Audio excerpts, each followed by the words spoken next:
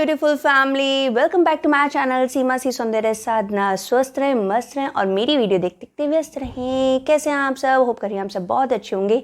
गर्मी हो गई है, आप अपना ध्यान रख रहे होंगे, अपनी स्किन का भी, अपनी बॉडी का भी, अपना भी और अपनों का भी। तो आज की वीडियो हमारी किस पे? आज की वीडियो है हमारी एक बहुत ही मेजर टॉपिक है ये, पर हम सब छोड़ते रहते हैं, ध्यान नहीं देते।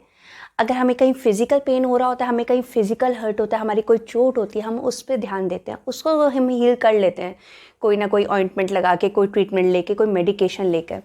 पर जो हमारा हर्ट हमें एक इमोशनल लेवल पे होता है और मेंटल लेवल पे होता है, हम उसको हील नहीं करते। अब वहीं पे एक बहुत बड़ा ब्लॉकेज हम अपने लिए क्रिएट कर लेते हैं, क्योंकि आप जब तक अपने अंदर से इमोशनल हील नहीं है और मेंटली हील नहीं है ना, तो आप कभी ना अंदर से एक वो हैप्पीनेस फील नहीं कर सकते। आपने अपने आप को हील करना बहुत ज़रूरी है। जो चोट दिखती नहीं है ना, वो ज़्यादा गहरी होती है। जो चोट दिख जाती है उसको आप हील कर सकते हो। जो दिखती नहीं है, आप किसी से शेयर नहीं कर पाते, आपके अंदर है, कहीं ना कहीं सबकॉन्शियस माइंड में आपके सेट हो चुकी हैं, वो उनको हील करना बहुत ज़रूरी है for the happy life, for the successful life.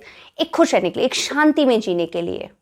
Successful को भी छोड़ दिए, अगर आप पीस में है ना, तो बस लाइफ सॉर्ट आउट है। तो पीस में रहने के लिए आपको अपने आप को हील करना बहुत ज़रूरी है। तो वो हील हम कैसे कर सकते हैं? आज की वीडियो हमारी इसी पे ही है। बहुत मेन टॉपिक है, प्लीज़ इसको लास्ट तक सुनेगा, अच्छी टिप्स मिलेंगी। और अगर मिले, आपको लगे यूज़फुल थी, तो please share, like and subscribe. और अगर आप ये चेहरा मेरा पहली बार देख रहे हैं तो please share, like and subscribe. चलिए, हाँ जी गाइस, जो फर्स्ट चीज़ हमारी जो हीलिंग में हमारी बहुत ज़्यादा मदद करती है, अगर आप बिलीव करते हैं लॉ ऑफ कर्मा पे। जैसे सारे लॉज होते हैं, वैसे एक लॉ ऑफ कर्मा भी है। अगर आप उस पर बिलीव करते हैं तो आप अपने आप को बहुत जल्दी हील कर सकते हैं। मेरा पॉइंट ऑफ व्यू ये है, क्योंकि हम क्या है, हमें ना उस कर्मा पे बिलीव हो जाता है। हम समझते हैं कि ये बॉल मैंने कभी किसी पास्ट लाइफ में इस बंदे को दी थी और ये बंदा मुझे रिटर्न कर रहा है। जब आप ये मानने लग जाते हैं ना कि दैट्स माय कर्मा, वो सामने वाला हर्ट नहीं कर रहा, मैंने किसी जन्म में इसको हर्ट किया था, मैंने इसके साथ ये किया था या जो भी किया था, अब ये वापस आ रहा है। एक अकाउंट में हम बैलेंस मेंटेन करते हैं, डेबिट और क्रेडिट बैलेंस शीट में बैलेंस करते हैं, है ना? तो वही आपका बैलेंस है लाइफ में, लॉ ऑफ कर्मा। जो आपने दिया है वो आपको वापस आएगा ही आएगा, चाहे इस लाइफ टाइम में, चाहे नेक्स्ट लाइफ टाइम में। तो जब आप इस चीज़ को बिलीव करने लग जाते हैं ना, एक तो पहले सबसे बात, आप डरने लग जाते हैं कुछ भी ऐसा करने से जिसकी आपकी सोल जवाब नहीं देती। आपको याद आ जाता है यार लॉ ऑफ कर्मा है, नहीं मैंने नया कर्मा नहीं क्रिएट करना, ठीक है जी। और सेकंड, जब आपके साथ कोई बुरा करता है, आपके साथ आपको लगता है कि मेरे साथ गलत किया, मुझे हर्ट किया, मुझे इमोशनली ड्रेन किया, मुझे मेंटली ड्रेन किया, मुझे फिजिकली या मॉरली कुछ मेरे साथ गलत किया, तो आप जब इस पे बिलीव करने लगते हो ना, आपको समझ आ जाता है कि नहीं, ये कहीं ना कहीं मेरा ही दोष है। एक मैं एग्जाम्पल देती हूँ आपको, छोटा सा। एक घर होता है, अगर वहाँ पे कोई चीज़ गड़बड़ हो जाती है और एक मैन है उस घर का, वो बहुत गुस्सा कर रहा है, सब पे चिल्ला रहा है, बच्चे पे, अपनी वाइफ पे, सब पे बहुत गुस्सा कर रहा है, एंगर कर रहा है वो। और कहीं ना कहीं उसको एक रियलाइजमेंट हो जाता है, कहीं ना कहीं उसकी वाइफ एक धीरे से बोल देती है कि ये आप ही करके गए थे, इसलिए ये सब कुछ हो रहा है। एंड डेट द मोमेंट कि उसका सारा गुस्सा शांत हो जाता है, क्योंकि उसको रियलाइजमेंट हो जाता है कि अरे यार, गलती तो मेरी थी, मैं नहीं किया था। यही लॉ ऑफ कर्मा है। जब आप ये समझ जाते हैं कि ये कभी किसी पास्ट लाइफ में, ज़रूरी नहीं है इस पास्ट लाइफ में, बैलेंस आगे आगे चलता रहता है, ये नेचर का, यूनिवर्स का रूल है, वो आगे भी चलेगा। हो सकता है इस लाइफ में मिल जाए, आगे भी कैरी ऑन हो जाए। तो सबसे पहली बात तो आप प्लीज़ अपना कर्मा ना बढ़ाएं। दूसरी बात ये है कि जब आप इस पे बिलीव करने लगते हैं तो आपको पता लग जाता है कि इसमें सामने वाले की गलती नहीं है, ये मेरी वजह से मुझे हर्ट फील हो रहा है। तो आप अपने आप को बहुत जल्दी हील कर लेते हैं।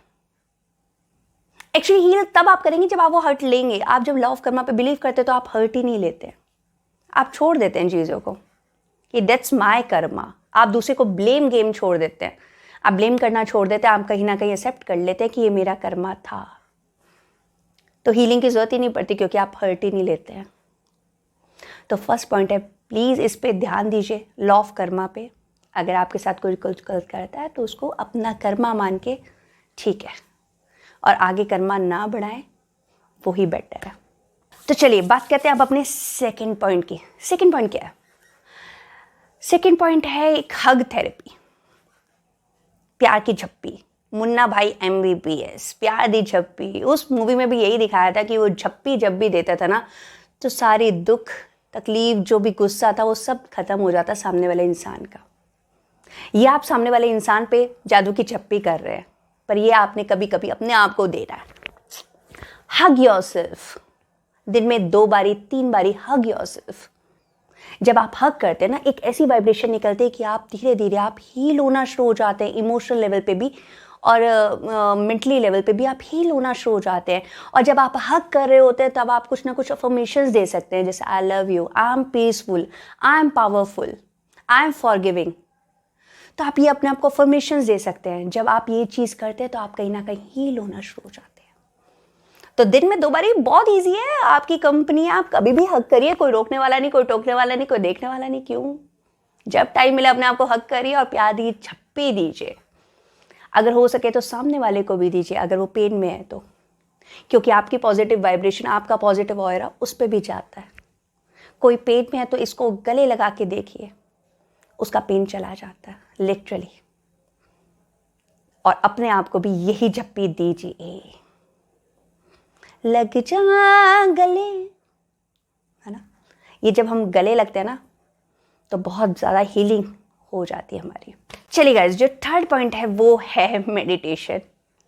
आप जब मेडिटेशन करते हैं, एक स्पेशली मेडिटेशन है फॉर द हीलिंग, एक होपोपोनो करके मेडिटेशन आता है। आप अगर सर्च करेंगे यूट्यूब पे आपको बहुत सारी वीडियोस मिल जाएंगी होपोपोनो मेडिटेशन। उसमें 4 वर्ड ही बाबा रिपीट करते हैं। थैंक यू, ग्रेटिट्यूड फील करते हैं आप अपने आप को और सबको भी। आई लव यू, आप खुद को आई लव यू बोलते हैं, जो कि बहुत ज़्यादा हीलिंग है। आई एम सॉरी, खुद को आप अपने आप से ही माफ़ी मांगते हैं जो आपने किया है, और सबसे यूनिवर्स से भी आप माफ़ी मांगते हैं। I am sorry and please forgive me, आप माफ़ी मांग रहे हैं। दोनों चीज़, I am sorry and please forgive me. आपने माफ़ी मांग ली और ये भी कह दिया कि प्लीज़ फॉरगिव मी। तो आप ये एक 4 ही वर्ड्स है इस होपोपोनो मेडिटेशन में, जो बहुत ज़्यादा, ये स्पेशली फॉर द हीलिंग है, आपकी माइंड सोल के लिए, ये आपको हील करता है। आप इसको कर सकते हैं रेगुलर बेस पे। और लिटरली बिलीव मी, हमारे कई चाइल्डहुड इश्यूज़ होते हैं, कई जगह हमारे सबकॉन्शियस माइंड में वो ना हर्ट होता है जो हमें खुद को पता नहीं होता। आपको उसको हील करना बहुत ज़रूरी है। आप इस होपोपोनो मेडिटेशन से आप अपने आप को हील कर सकते हैं। और भी बहुत तरीके की मेडिटेशन है। रामा दासा सासे सोहम, ये भी स्पेशल फॉर द हीलिंग है। आप इसको सर्च कर सकते हैं यूट्यूब में, आपको बहुत सारी वीडियोस मिल जाएंगी। आप ये मेडिटेशन ज़रूर करें। मेडिटेशन हमें पीस में लेके आता है, मेडिटेशन हमें हील करता है। कहीं ना कहीं हमें पता भी नहीं चलता, हम 2-3 महीने में हमारे पे बहुत ज़्यादा ग्रोथ हो जाती है, हम अंदर से हील होना शुरू हो जाते हैं। और जब हम हील्ड होते हैं तो हमारे सारे रिश्ते भी बहुत अच्छा होने शुरू हो जाते हैं। थर्ड पॉइंट है कि आप मेडिटेशन करें। हाँ जी गाइस, जो चौथा पॉइंट है वो है म्यूज़िक।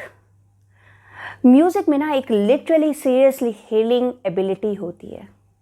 आपने देखा होगा, कभी भी आप अपसेट होते हैं, कभी भी आपका कहीं मन नहीं लग रहा होता, आप कोई ना कोई अपनी पसंद का म्यूज़िक चला लें, कोई भी हो, वो सूफ़ी म्यूज़िक हो, रॉक म्यूज़िक हो, पॉप म्यूज़िक हो, कोई भी हिंदी पुराने गाने हो, नए गाने हो।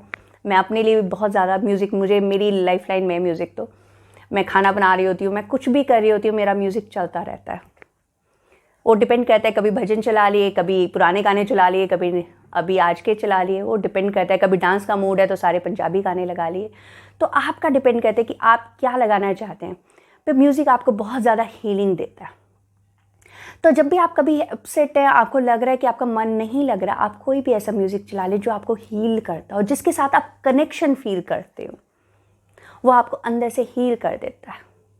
जो म्यूज़िक की वाइब्रेशंस होती है, उनकी वाइब भी ऐसी होती है कि आप हील होना शुरू हो जाते हैं। और लिटरली आप 10 to 15 मिनट्स म्यूज़िक सुनिए, आपका मूड चेंज हो जाता है, ऐसे से मूड ऐसा हो जाता है। तो आप म्यूज़िक ज़रूर करिए। इसी के साथ एक और चीज़ है नेचर।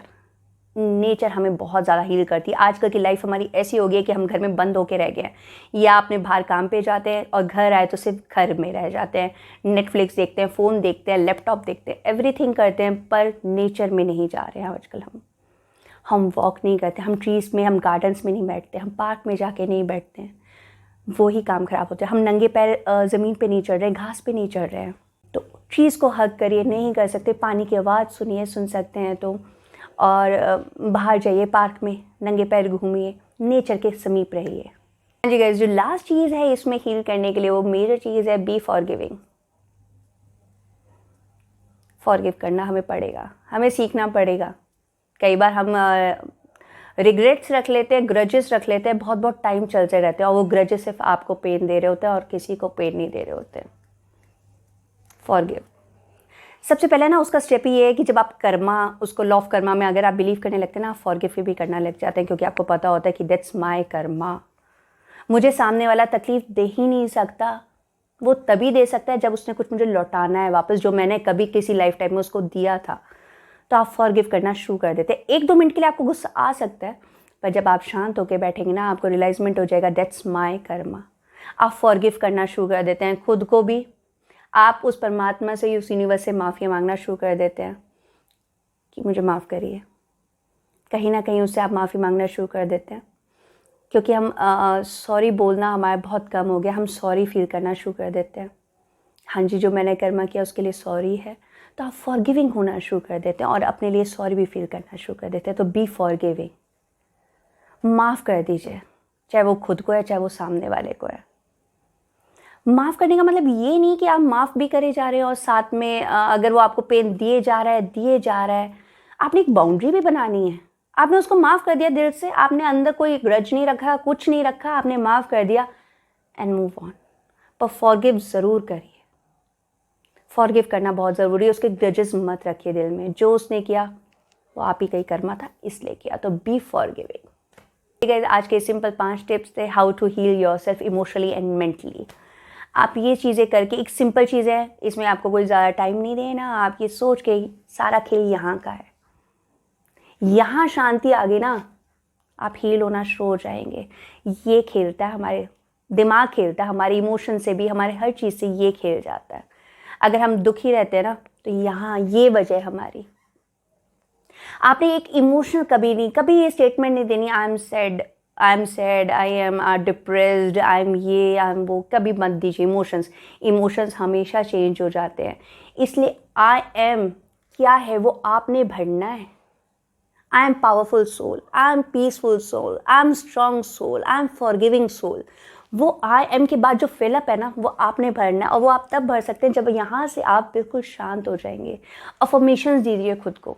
अगर अभी आपका नहीं भी हो रहा है ना, फिर भी आप दीजिए I am happy soul, I am peaceful soul, I am powerful soul. ये अफर्मेशंस दीजिए। लाइफ सॉर्ट आउट होनी शुरू हो जाती है, आप हील होना शुरू हो जाते हैं। चलिए गाइज, अब मैं चलती हूँ। आज बातें हो गई, थोड़ा सा लेट हो रही है मेरी वीडियोस। आपको पता है, जैसे कि मैंने आपको बताया, थोड़ा बिजी चल रहे हैं, मूव कर रहे हैं। तो प्लीज़ कोऑपरेट विथ मी। और अगर आप, मेरा दोबारा बोल रही हो, अगर आप ये चेहरा मेरा पहली बार देख रहे हैं तो please share, like and subscribe. बहुत अच्छी टिप्स आपको मिलेंगी फॉर द इनर ब्यूटी भी और फॉर द आउटर ब्यूटी भी, फॉर द लाइफस्टाइल भी, हर चीज़ में। तो चलिए, मिलते हैं अपनी नेक्स्ट वीडियो में। तब तक स्वस्थ रहें, मस्त रहें और मेरी वीडियो देखते देखते व्यस्त रहें। बाय।